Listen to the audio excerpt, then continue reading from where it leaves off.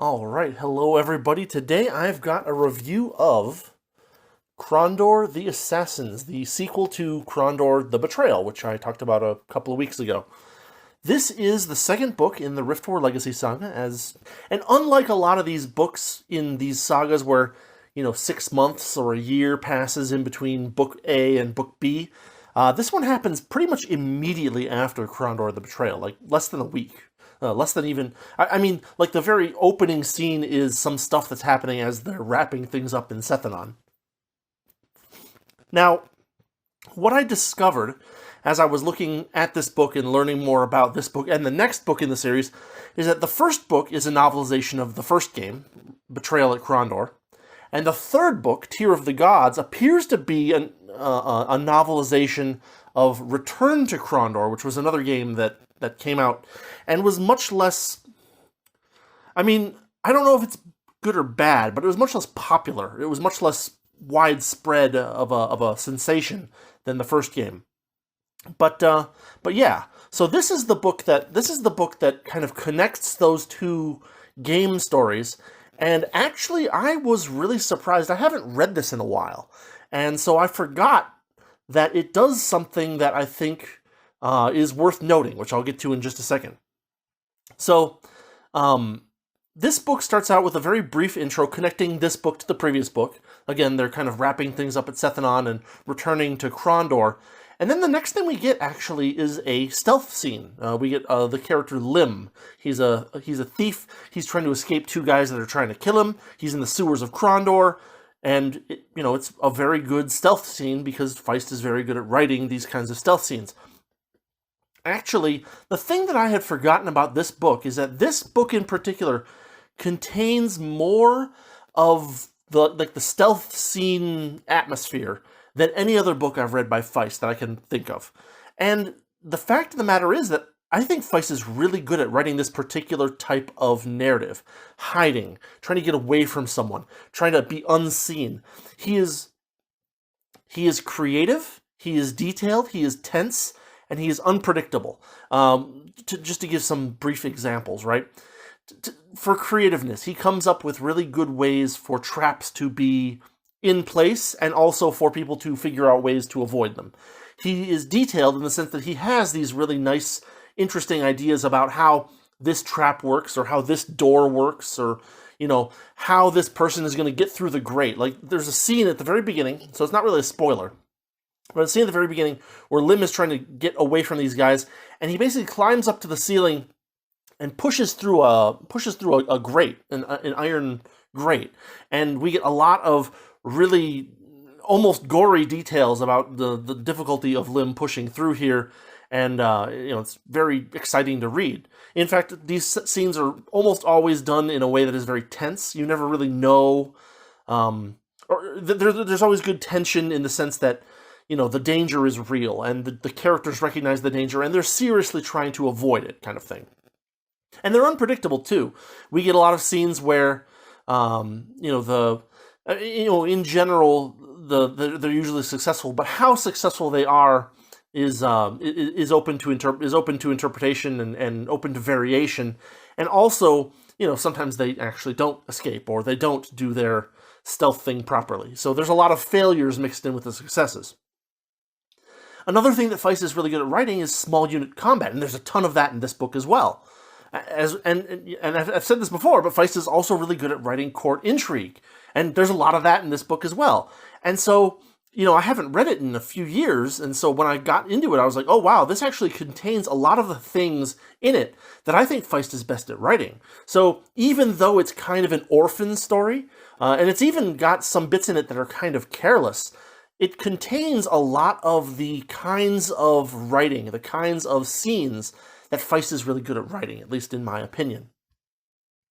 We get, other things that we get in this book are lots of dark magic. It's a little bit trite, but it's subdued, and I'd say it's still fairly well written. We get some interesting priest magic. We've seen this before. There was Silverthorn, where there was a bunch of really huge priest magic that happened, and there's a little bit of that in this book. It's not a spoiler, but I'll just quote it real quick. It's actually near the end of the book, but it's just a little phrase. Here it is. It's on page 327 in the version that I have. There's a bunch of discussion about the Priest of Krondor's magic. But then, there's this little sentence here that for some reason it got to me, right? Not got to me, but intrigued me. The Priest of Krondor stood with arms spread wide above his head, singing a spell of magic. And so we get an interesting thing here about priestly magic in this particular world, is that it's musical in a sense, right? Like the magician magic is kind of the usual arcane stuff, and the dark magic is kind of trite, Necronomicon style stuff. But the way that he handles priest magic is generally pretty interesting. And in this one, he particularly shows that this particular priestly order's magic is musical in nature, which is kind of cool. Stuff like that. We get a lot of subtle character interaction. Well, not a lot, but we get a decent amount of subtle character interaction in this book as well, where one person will make a gesture to another person, and what is meant by that gesture will be understood. And, it's very subtle and it's very well done in that sense. And it keeps things from simply being large quantities of dialogue all the time. Every once in a while, someone will make a gesture, right? And someone else will know what that means. And that will be meaningful without having to have people talk about it. So just to kind of give a breakdown of the early part of the story without really spoiling anything. In the last book, we had the Crawler, and he was a problem. In this book, the Mockers are now at open war with the Crawler. And in fact, there's a bunch of assassins running around in Krondor. Too many, in fact. So many that Jimmy and Arutha believe that the thing that they really ought to do is try to hunt for the source of these assassins. Locklear gets sent north again. I actually, in my previous review of Krondor the Betrayal, I believe I said that Locklear gets sent north kind of in the middle of that book, but that's not actually correct. I think I made a mistake there, because at the start of this book, he gets sent north. Gardan, the Swordmaster, finally gets to retire. That's a nice little bit of side character development that we finally get to see. And then, as I mentioned before, these books kind of were written long after this whole timeline had been filled out by Feist. And so, some of the main characters kind of have a bit of a plot armor situation, which Feist handles pretty well. I'll explain how a little later. But generally speaking, in these three books, there are other characters that are brought in to kind of be the main-ish characters, right? They're not quite as famous in the world of Midkemia, but they're important in these particular books. In this book in particular, there are two characters that, in the same way that we had Owen and Gorath in the previous book, in this one we have William, who is Pug's son, and Treger, who is a knight captain. William does the job of connecting a lot of characters in different books while not having a significant, a very significant role in those books. And so he's not nearly as plot armored as you would probably expect him to be. And then Treger is a character who starts out with a very convincing kind of bad guy intro, but ends up developing very well.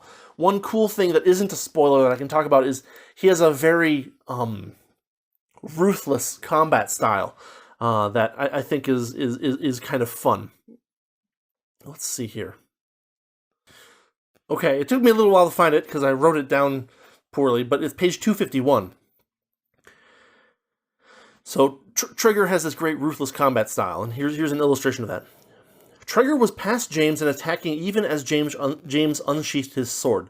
The captain was a brutally effective swordsman, without scruple when it came to combat. Any dirty trick that would defeat an opponent was employed, something that James had come to appreciate. The captain faked a high lunge, and when the assassin's sword came up to block, Treger kicked him between the legs. So we get a lot of really good, small unit combat in this. There's even some really good non-spoiler quotes that I think I can mention before we get into the spoiler section. For instance, there's a character named Jerome. Earlier in the earlier books, he was a bit of a foil for James because he kind of was the person who was supposed to be the head squire, but and he was very kind of highfalutin and hoity-toity and full of himself. And when James got that rank ahead of him, they had a conflict. In this one, Jerome has been brought up to the level of, to a more official level, to the Master of Ceremonies. And James and Jerome kind of have a truce now. They've both kind of grown out of their old conflict. But they're talking to each other. And James says something. They're talking about stuff going on in Krondor, and James says something to the effect of, no, I don't have any particular Keshians in mind, but I wish I did. And then this happens. Quote, if Jerome was curious about the remark, he didn't show it. James had come to admire his reticence, as a great deal of a Master of Ceremonies' time was spent dealing with idiots, many of them powerful and rich. The ability not to hear things convincingly was a skill James felt he lacked and needed to cultivate. That, I think, is a good little snippet that shows, number one, that James is aware of some of his own failings, that he has some. He's not some kind of Superman character. But also that these characters that were kind of pitted against our characters in earlier books also have their own, advantages and have gotten to positions that suit them in a certain way. We have a great statement over on page 112 that Arutha talks about, and it's something where, Arutha is a very humble ruler compared to what other people in his position would be like. So he says this. They're swearing in some new knights. This is Arutha speaking. So it is with you today. Unlike soldiers sworn to the service of their liege lord, your oath is to the crown. You are obliged to show deference to any noble of this land, and if possible to aid him when called upon, but foremost your duty lies to the king in the east, and to my office in the west. End quote. And then, he stopped speaking. Then continuing the quote from the book. James smiled slightly. As long as he had known Arutha, he had never known the prince to claim personally what he felt was rightly due to the office he held. Other men would have said, to me in the west, but not Arutha. So we get a nice little bit of extra feel for the character of Arutha and how he sees his duty and his position, basically. We get some good advice for officers. This is something where I wonder if, Feist had some friend who was in the military who could tell him this kind of stuff. But this is a really nice little bit. William glanced around. He was already tense from having the responsibility of his first command, even though he was accompanied by a well-seasoned sergeant and 20 veteran soldiers. Captain Treger, even though a bully in the young officers' mess, had taken William aside and said, if you want to look stupid in front of the men, give orders. If you want to look like you know what you're doing, just tell Sergeant Matthews what you want.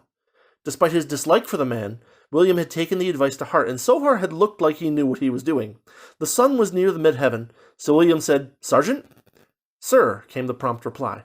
Find us a likely place to take the midday meal.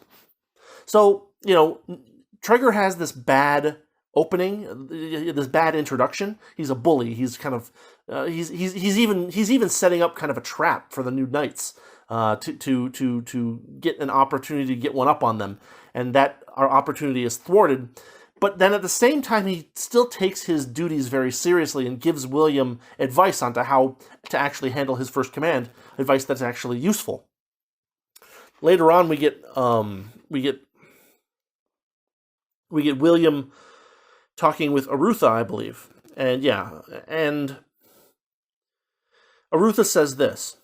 I don't like it, but there are many things associated with this crown I don't like. William sat silently, and Arutha looked at him. Do you understand? Sir? I mean, do you understand about doing distasteful things, even repulsive things, in the name of duty? William was silent for a long moment, then he answered, Sire, I've learned a lot in the last year about what it means to bear arms. Training was half of it. Killing men was most of the other half. But watching comrades, men whose safety had been entrusted to me, I think I understand. And so this book has a lot of really good bits in it, like lots of little tiny snippets of philosophy, lots of little bits of character development. It is an excellently written book.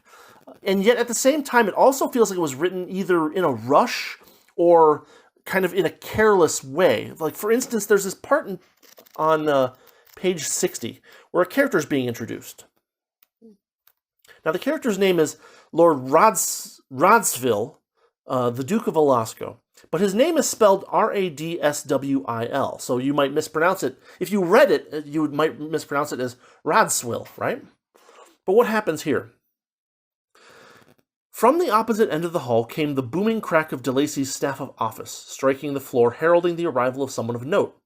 DeLacy's old but still strong voice carried the hall, as he intoned, quote, "Your Highnesses, Lord Radsville, Duke of Alasco." James said, quote, Radsville of Alasco, end quote. Jerome whispered, "Pronounced Radsville, you ignoramus." Now, this is one of those cases where DeLacy certainly said it right. It hasn't been written down anywhere.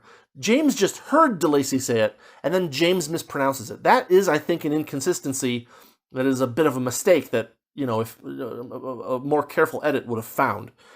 There's a point where the city of North Warden, which is one word, is printed as two words. We get this case where William's sword is described as a long two-handed sword or a hand-and-a-half sword, but it's never really explained. There are words for particular types of hand-and-a-half or two-handed swords. Is it a claymore? Is it a flamberge? Is it a bastard sword? Right? And for some reason, that description is just not given to us, even though rapiers are called rapiers, and there's even a sword early. There's a sword, I think, early in the book called a slamanca that is mentioned.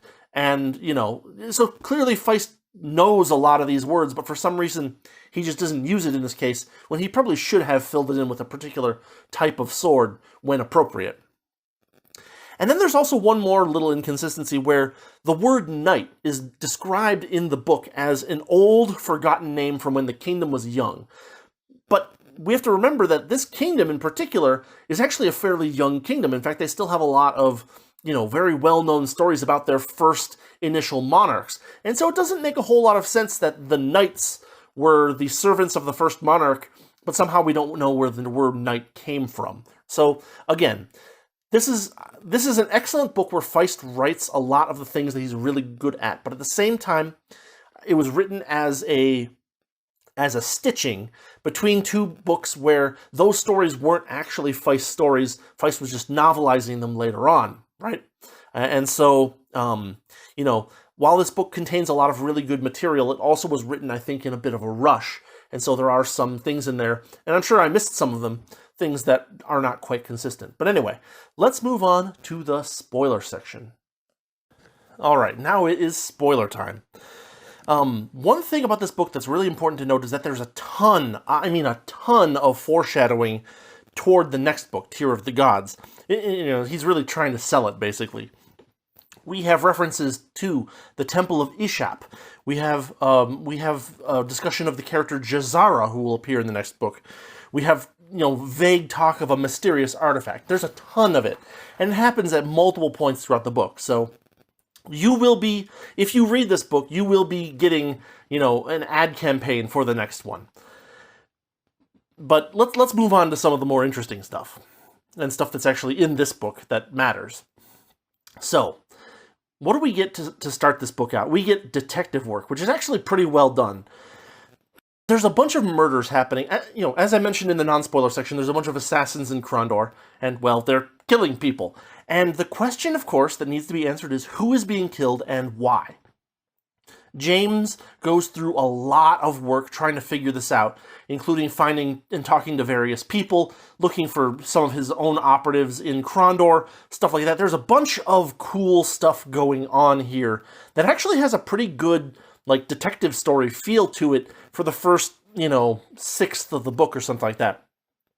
At the very end, he finds out that the people that are being killed, they seem to be unrelated, but actually they are related in the sense that they are all practitioners of magic, many of them kind of under the table.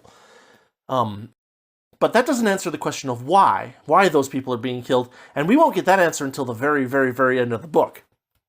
Now, another cool thing that we get in this book is discussion and use of William's mind speech. William is the son of Pug. Pug is this great, grand, amazing magician who ends up kind of being immortal. He was the main topic of of the first two magician books in the first saga. William is his son. William kind of broke with his father because he decided to go into the army instead, basically, right? But the one like strong connection that William has with his father and with Gamina, who has human mind speech, is that William has animal mind speech. He can talk to animals, and they can talk to him, and not by speaking, but kind of in their minds. And we get not just mentions of this, but actually it ends up being kind of useful in a couple places in the story. This is kind of the illustration of his magic heritage, if you will, and I think it's fairly well done. Basically, there's one point where they're looking for a secret passage, and he kind of hears the thought of a mouse or a rat wandering around in a tunnel, and he tries to ask it questions. And, it's very funny because he talks about how most animals are not actually that, intelligent enough to hold a conversation about anything other than, like, food or what. But he at least gets a picture of this massive cavern that this rat is thinking about. And, it may just be a tiny little bolt hole because it's just massive compared to the rat. There's a lot of cool details in there about William's mind speech with animals and how he uses it and how it is useful and how it can be unuseful sometimes as well. In the last book, we got Ethan Graves, and the idea was that he had escaped Krondor. He had gone to Kesh. But it turns out in this book that he didn't escape. He actually, kind of put out feelers that he was escaping, and then kind of hunkered down in an area where he knew he would be safe and unlikely to be found.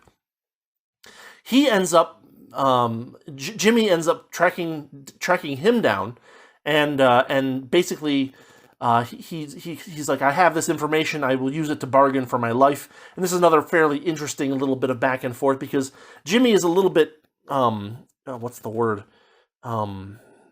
Jimmy used to work for the Mockers, and Graves was a basher for the Mockers, so they have a history. And so there's some interesting stuff going on there.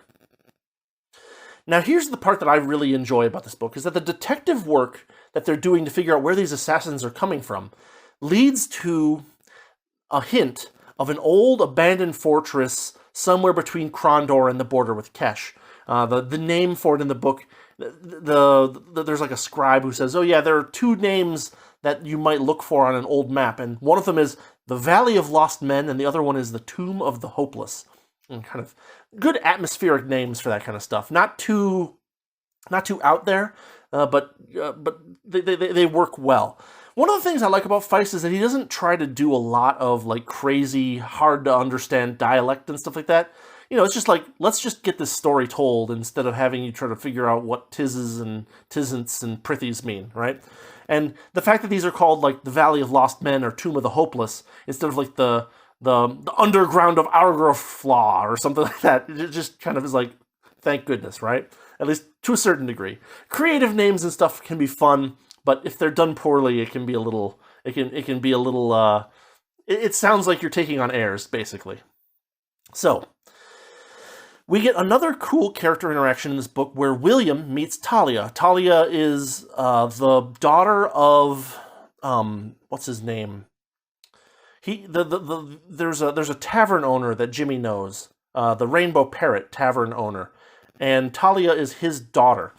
Talia is an interesting character. She and William kind of become, lightly romantically involved, but Talia has this great bit of backstory where she was apparently raised and educated by the Order of Kahuli, the god of vengeance, and we get this great little bit in about the middle of the book where William and Talia are kind of walking around town doing Talia's shopping. And she's kind of playing around with poking at him about being like, basically being good to her. And she says the fact that she was educated by the Order of Kahuli comes up, and she says this. Talia smiled. I know what you're thinking. William blushed. What? Do I run now or wait until her back is turned? He laughed. Nothing like that, just, don't do me any wrong, William, and you'll have nothing to fear. Her smile was so open and bright he had to laugh. I won't, you have my vow. Good, she said, playfully hitting him in the arm. Then I won't have to hunt you down and hurt you. You're joking, right? Now she laughed. I was educated by the Order of Kahuli, William. I never took any vows in his service. William realized she was joking and laughed. You had me there for a moment. So just a nice little kind of fun little moment of character interaction and character development. Now, the part of this book that I really love is the tradecraft. They are hunting for this fortress, and they have a hint of where it might be, but they need to go looking for it. And so they employ multiple Pathfinders, the kingdom's elite trackers, and they're kind of cool because they have this moment where they're about to be sent on the mission. Yes, we've committed the map to memory. They don't even carry the maps around; they just memorize them. It's kind of fun. But we get a bunch of other stuff there too, like when William and James and Traeger are going to go kind of follow behind the Pathfinders. So the way this is going to go is the Pathfinders are going to find the place.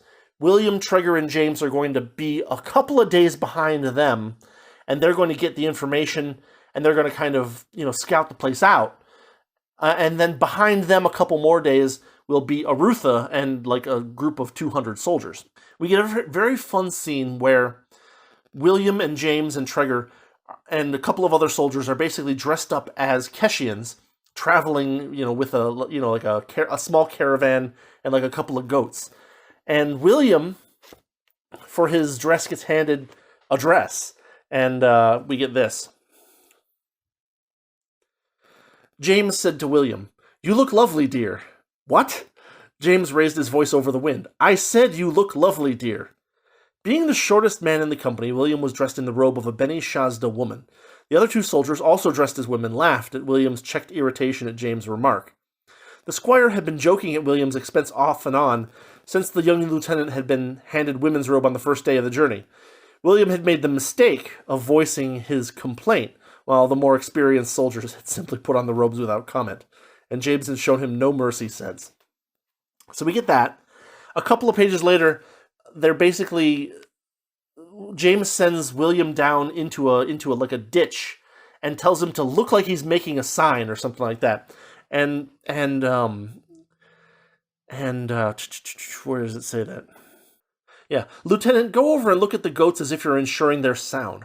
While you're doing that, look as if you might be leaving a marker message." William looked slightly confused at the order, but complied. James said, "What's the plan?" "I think our friends up on the ridge went home last night, but they left one man to watch us. I think as soon as we're safely on our way, he's going to come poking around here to see if we are what we seem to be. I want him down in the rocks where the boys are pissing or searching through goat shit looking for a message, while I leave a simple sign that the prince's scouts can follow." And then Traeger leaves a very simple sign. You have a circle of stones for your fire pit. If you kick sand into the pit and also kick over one of the sides of the pit, that in itself is a message. And so like the one that he kicks, I believe, is the south side, and that means send help or come fast or something like that. There's a great moment also, let's see, page 239 I have apparently written.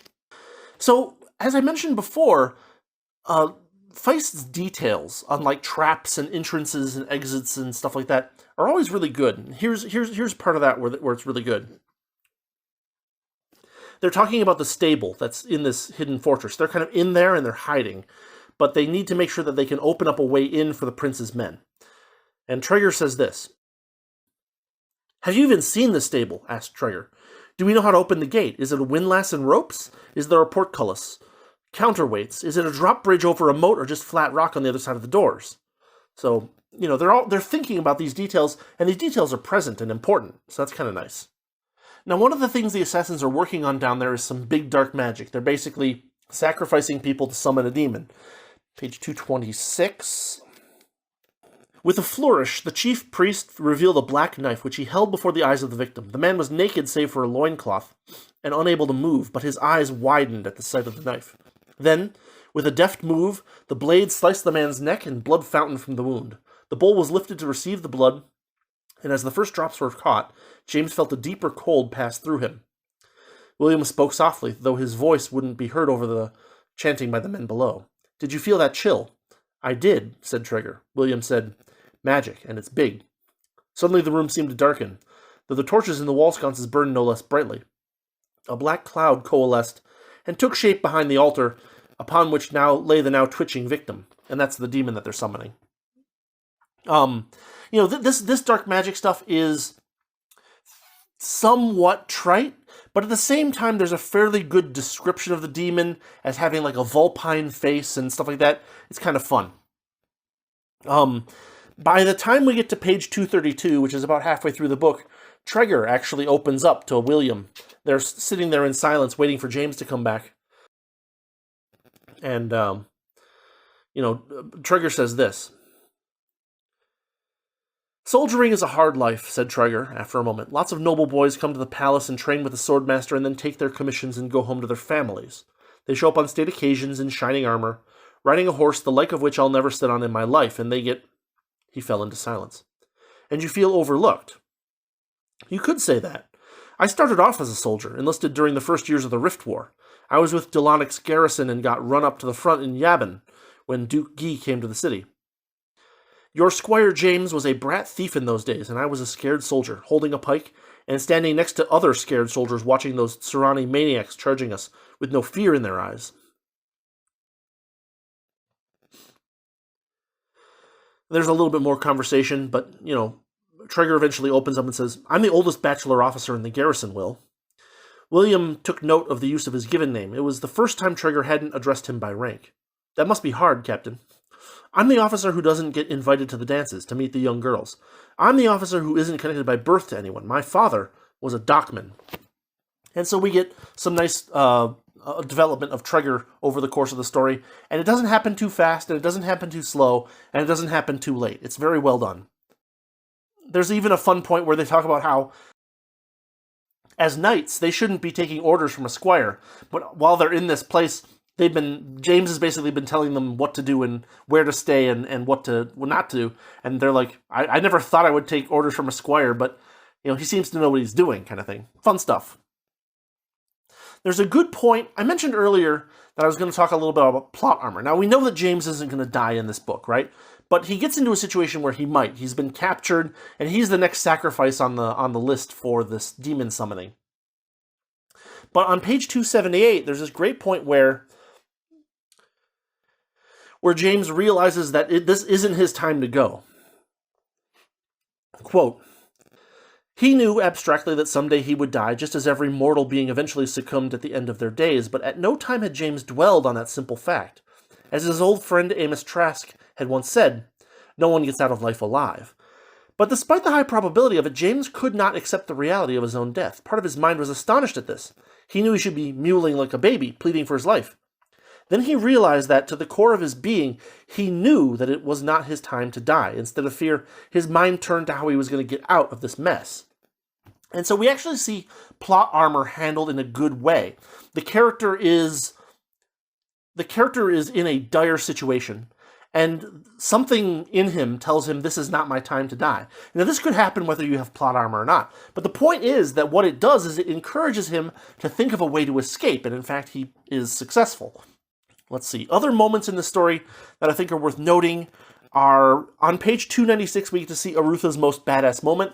I won't quote it, but basically he single-handedly fights the demon with a rapier, and James is watching this, and he's amazed by the fact that as the demon seems to slow down and the fight goes on, Arutha seems to continue to go even faster. So it's a very cool moment where we get to see Arutha actually in a fight, and you don't see that a lot in these books.